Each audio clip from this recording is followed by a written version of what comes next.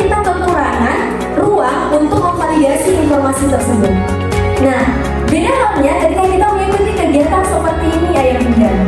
Selain kita mendapatkan informasi, kita juga bisa saling sharing pendapat, bertukar pikiran, kemudian kita bisa menanyakan hal-hal yang tidak kita ketahui kepada ahlinya secara langsung. Dan kepada Al-Ustazah Sayyidi Paubi yang akan memandu berjalannya seminar pagi hari ini, kepada Al-Ustazah dengan hormat dipersilakan.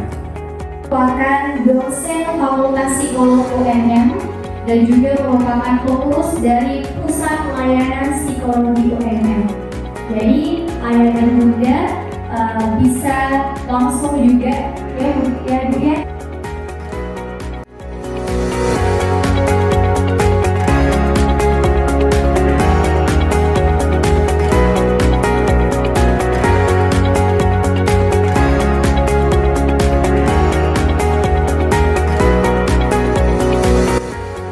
Dan keselamatan akhirnya bisa membersamai Bapak dan Ibu sekalian di pagi hari ini, insya Allah sampai siang hari. Kalau pikiran kita berbeda, perasaan kita pasti lebih lembut Bapak Ibu. Artinya apa? Ayo kita sama-sama. Bisa jadi perasaan beban ini itu disebabkan karena pikiran-pikiran kita.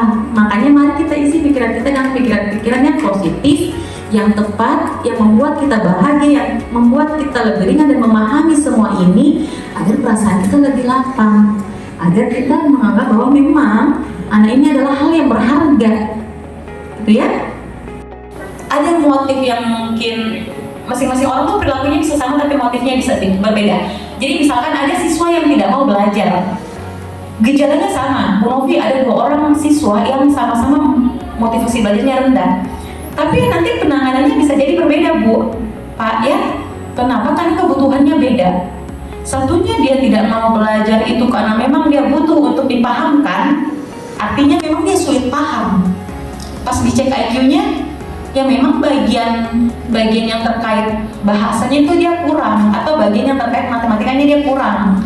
Dalam artian kalau mengajari anak ini memang butuh didampingi atau diulang remedial, tapi dia komponen yang lain dia mampu. Jadi dia jago di bahasa Inggris, tapi memang kalau di aritmetik, matematika dia mesti agak dilatih-latih gitu ya, berulang kali. Nah tetapi kalau dicek IQ-nya bagus kok Bu, berarti ada hal yang perlu kita amati lagi, apanya, apakah sosialnya atau emosinya. Nah nanti insya Allah di hari ini saya akan bahas sesuai dengan usianya. Kalau anak usia segini begini normalnya. Jadi kalau Bapak Ibu bisa ngecek kondisi anaknya masing-masing. Anak saya kok kayaknya nggak gitu ya. Nah nanti silakan dianalisis. Nanti juga saya akan bahas kenapa bisa seperti itu. Ada anak yang tidak seperti usianya. Boleh ya Ibu-Ibu ya, Bapak-Bapak ya. Nah ternyata yang pertama kita kan terlibat itu kalau kita memang memenuhi sarana dan prasarana, tidak bisa dipungkiri ya. Sarana dan prasarana itu bukan berarti saya tidak menulis di sini barang mahal dan barang tidak mahal, ya kan Bapak Ibu? Ada anak-anak yang kos kakinya itu pakai air gelang 1 dan dicuci berulang kali. Tetapi memang sangat berharga kos kaki itu. Mamanya cucikan, bapaknya jemurkan, ya kan? Mamanya cucikan, bapaknya jemurkan, mamanya yang jemurkan, bapaknya yang ini begini cara simpul tadi terkuat. Dan kalau main sepak bola tidak jatuh itu kos kaki ya misalkan. Itu jauh lebih berharga dibandingkan dibelikan kos kaki ratusan ribu. Tapi dia nggak tahu di mana kos kaki itu berada gitu. Mana kos kaki dia? Ini kos Menda dan terlibat gitu. Sehingga keterlibatan di sini adalah bagaimana kita menghantarkan sarana dan prasarana. Coba Bapak Ibu, terkenal nggak dengan yang Bapak Ibu dulu sekolah? Bagaimana Bapak atau ibunya ibu, Bapak mengantarkan Bapak Ibu itu beli buku? Masih ingat nggak sih? Saya pun masih ingat. Kalau sudah kenaikan kelas itu paling ditunggu-tunggu dengan anak ya. Saya masih ingat bagaimana Bapak yang mengantar membelikan, ibu yang menyampulkan buku ya, membuat buku itu jadi rapi, terus ditulis nama. Saya juga ada di sampingnya. Itu saya lebih ingat dibandingkan berapa tuh harganya buku nih Bapak beli 2 hari. Saya lebih terkenal dengan proses mendapatkan buku itu. Nah itu maksudnya Bu, sarana prasarana tidak hanya bendanya, tapi bagaimana kita menghantarkan itu kepada anak, ya. Kemudian pengawasan kegiatan belajar di rumah. Nah jadi ini biasanya kan gini, Bu Novi, positif sehingga anak merasa nggak apa-apa, yang kayak tadi Mas Yop tadi, nggak apa-apa orang berpendapat macam-macam, tapi kan bapak saya paham bahwa saya sudah berusaha, mama saya paham saya sudah berjuang, gitu ya. Nah jadi ayo Bapak Ibu, anak kita akhirnya akan lebih mudah menetralisir emosinya, menata emosinya kalau kita juga sudah mulai bisa menata emosi kita. Kemudian anak kita itu dengan kita masing-masing punya level kecerdasan yang berbeda. Kita di usia ini ada 4 tahap. Jadi katanya biasa itu manusia itu akan semakin cerdas dalam bertambahnya usia. Dulu mungkin kalau kita waktu masih anak-anak ya nggak dapat permen, ya bisa saja kita nangis melingkar-lingkar di depan sini ya. Kalau ibu tidak dapat, masa ibu langsung nangis di depan situ gitu ya. Kita sudah semakin cerdas tuh. Nah, Bapak Ibu sekalian, kita berada di tahap yang keberapa nih?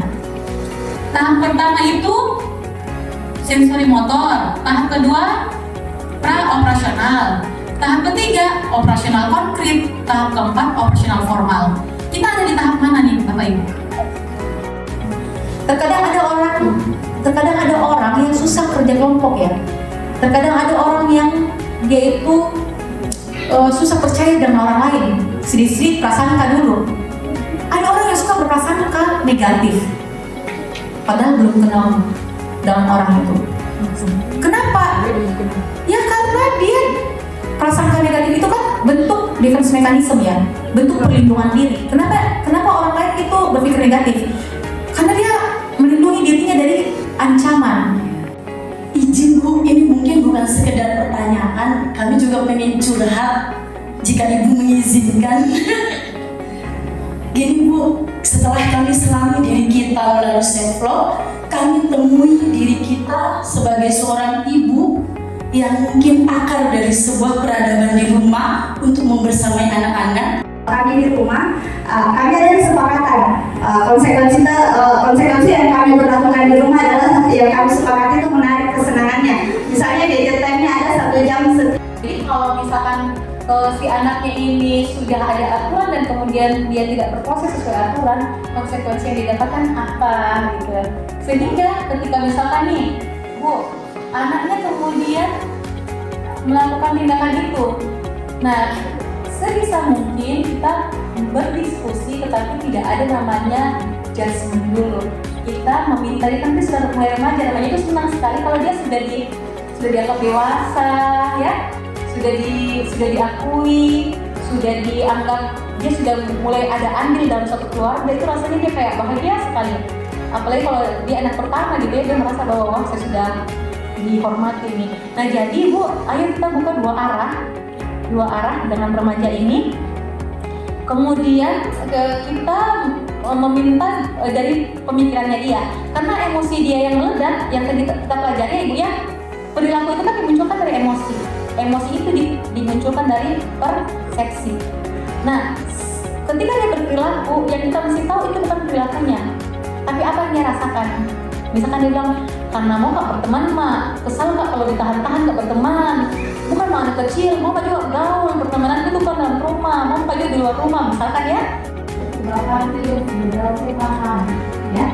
Nah, orang tua itu bisa minta maaf, tapi dengan catatan perlu ada kalimat edukasi. Tidak bisa kita ngomong minta maaf, nggak.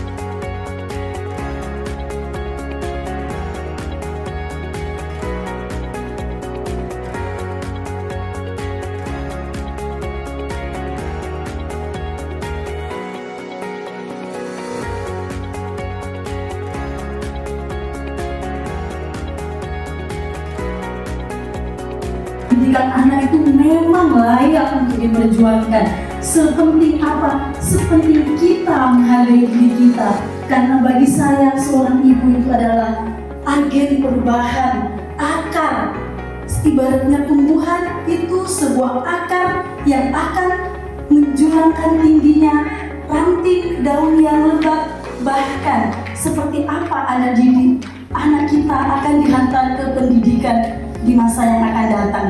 Terima kasih banyak Ibu Novi ilmunya. Dalam forum ini banyak ilmu yang tercecer. Disinilah diadakan wadahnya. Yang jadi kita nggak tahu jadi tahu, yang tidak terstruktur menjadi terstruktur. Disinilah bonding antara kami